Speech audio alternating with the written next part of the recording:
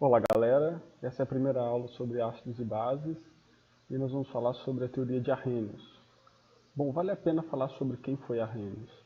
Arrhenius nasceu em 1859 e faleceu em 1927. Ele aprendeu a ler sozinho, com 3 anos de idade. Quase teve a sua tese de doutorado reprovada, exatamente a tese de ácido e base que eu vou apresentar para vocês. Era algo muito inovador e diferente para aquela época. Em 1903, ele ganhou o merecido Prêmio Nobel. Ele elaborou uma teoria que afirmava que a origem da vida ter-se-ia dado fora da Terra. Imagina, nessa época, alguém já fazendo uma teoria sobre vida fora da Terra. E ele levantou a hipótese de que pequenas alterações na concentração de dióxido de carbono, o CO2 da atmosfera, poderiam alterar consideravelmente a temperatura global, o que hoje é tão conhecido como efeito estufa. Realmente um homem muito à frente do seu tempo, o espetacular Arrhenius. Bom, vamos à teoria. Arrhenius, então, determinou que ácidos são espécies químicas que liberam íons H+. E aí que nós temos dois exemplos do ácido clorídrico e do ácido sulfúrico. É importante a gente notar aqui a quantidade de prótons liberados em cada uma dessas reações. Prótons são os íons H+. Então o ácido clorídrico ele pode liberar no máximo um próton. Cada molécula de ácido clorídrico no máximo um próton. E o ácido sulfúrico, nós vemos pela fórmula dele, por esse 2 pequenininho aqui, que ele pode liberar, cada molécula pode liberar 2 prótons. Nesse caso dessa reação, nós temos 2 ácidos clorídricos, então nós temos 4 prótons. Olha aqui como é que fica. Essa é a fórmula estrutural do ácido clorídrico e aqui estão os prótons ligados ao hidrogênio. Aqui estão os prótons que foram liberados e aqui está o ânion sulfato. Lembra de fazer aquela colinha atrás do seu caderno com o nome de todas as espécies químicas. Bom, nós temos 2 outros ácidos diferentes aqui. O ácido fosfórico, que está presente na Coca-Cola, e o ácido carbônico, que está presente em várias coisas. Uma delas, aquela efervescência que vocês veem saindo quando abrem uma garrafa de refrigerante ou de cerveja, é porque o ácido carbônico lá de dentro está se decompondo. Mas é importante lembrar que nem sempre um ácido vai liberar todos os prótons que tem disponível. Então eu fiz uma equação aqui com o ácido sulfúrico mostrando que ele libera os seus 2 prótons. Pode ser que ele teria liberado só um próton. Nós vamos ver exemplos como isso lá na frente. Não quer dizer que o ácido fosfórico vai liberar com facilidade todos os seus 3 prótons. A quantidade de prótons, a quantidade de hidrogênio que um ácido tem em sua fórmula não determina a sua força, ou seja, o quanto ele é ácido.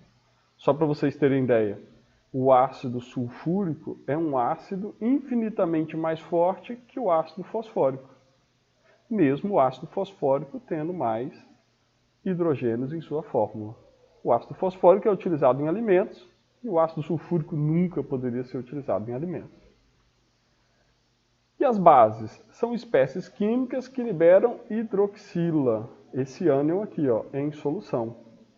E aqui nós temos 3 exemplos diferentes. O hidróxido de sódio, o hidróxido de magnésio e o hidróxido de alumínio. Ora, professor, por que no hidróxido de sódio eu tenho uma hidroxila, no de magnésio 2 e no de alumínio 3? Por conta do cátion desse composto. Olha que essa é uma ligação iônica entre metal e não metal. O sódio é um elemento da família 1A e ele forma o cátion 1+. Como os compostos iônicos são eletricamente neutros, nós temos um ânion de carga 1 negativo para cada um cátion. Já o magnésio, elemento da família 3A, e forma íon 3+. E por isso nós temos 2 contra-íons, 2 ânions. E o alumínio da família 3A, forma cátions 3+. E aí justificamos a quantidade de hidroxilas aqui. Vale lembrar que esses compostos aqui fazem parte de um grupo de compostos que nós chamamos de hidróxidos. Então, toda vez que vocês virem um composto iônico formado por uma hidroxila e um cátion, na verdade, um metal e uma hidroxila, nós teremos os hidróxidos. Temos também outro exemplo que não tem um metal, que seria o hidróxido de amônio. Você pode pesquisar a fórmula dele na internet e anotar lá atrás do seu caderno.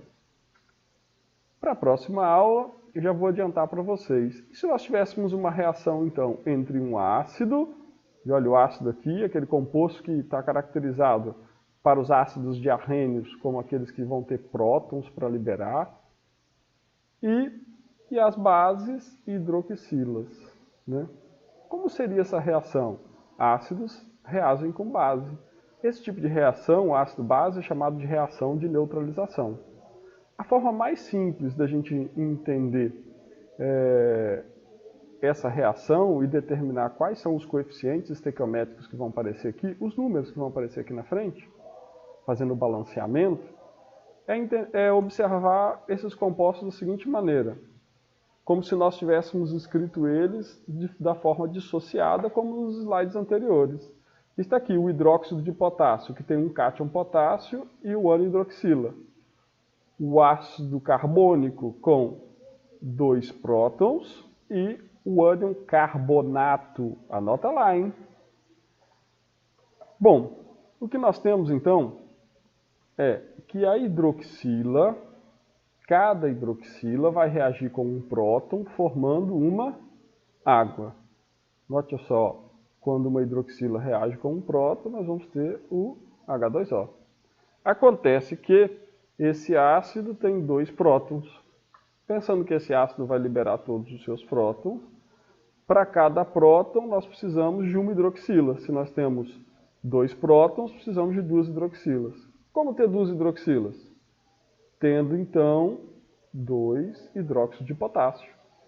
E aí o nosso balanceamento ficaria assim, ó, 2 hidróxidos de potássio, que vai reagir com uma molécula de ácido carbônico, aqui ó, hidrogênio, não metal, composto molecular, ligações covalentes, e esse aqui nós não podemos chamar de molécula, é um composto iônico, tudo bem?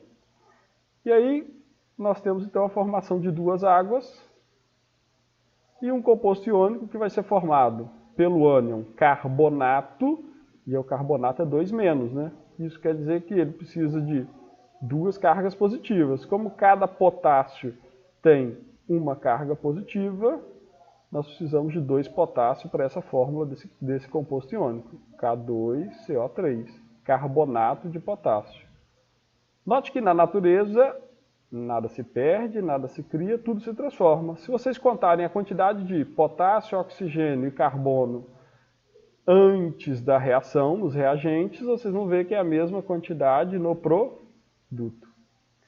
Beleza, então, galera. Mãos à obra e lembre-se que tem exercício. Até mais.